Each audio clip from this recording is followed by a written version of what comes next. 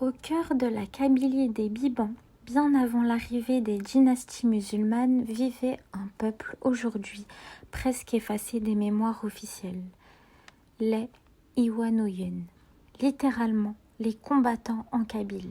Ce nom, ils se l'étaient donné à eux-mêmes, fiers de leur bravoure et de leur indépendance. Un peuple libre et païen.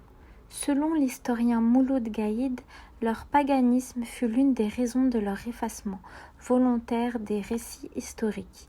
Comme nombre de sociétés berbères pré-islamiques, ils plaçaient la destinée individuelle au-dessus du collectif, une vision rare et singulière dans l'histoire des civilisations.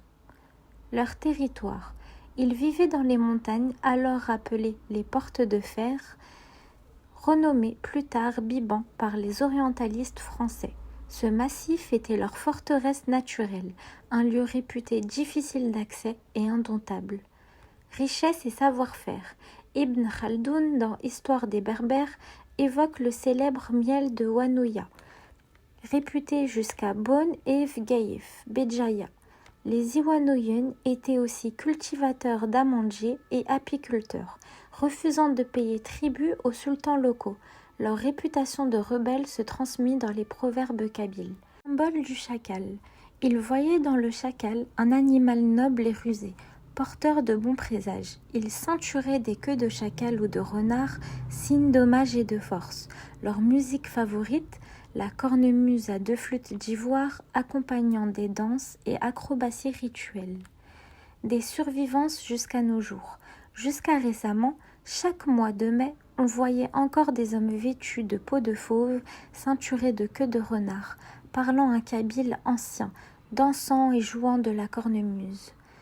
On les appelait aussi Boudjelima.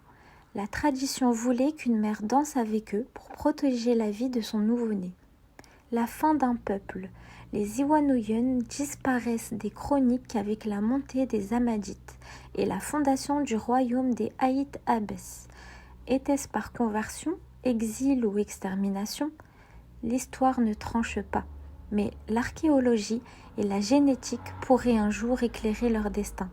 Les marqueurs ADN amazirs, encore présents dans la région, pourraient receler des signatures de ce peuple oublié. Mémoire et effacement historique. Comme souvent, les récits officiels privilégient certaines époques au détriment d'autres. On consacre des volumes entiers à Béjaïa médiéval, mais à peine quelques lignes à l'antique ou au peuple païen berbère. Ce silence n'est pas là par hasard. Il façonne notre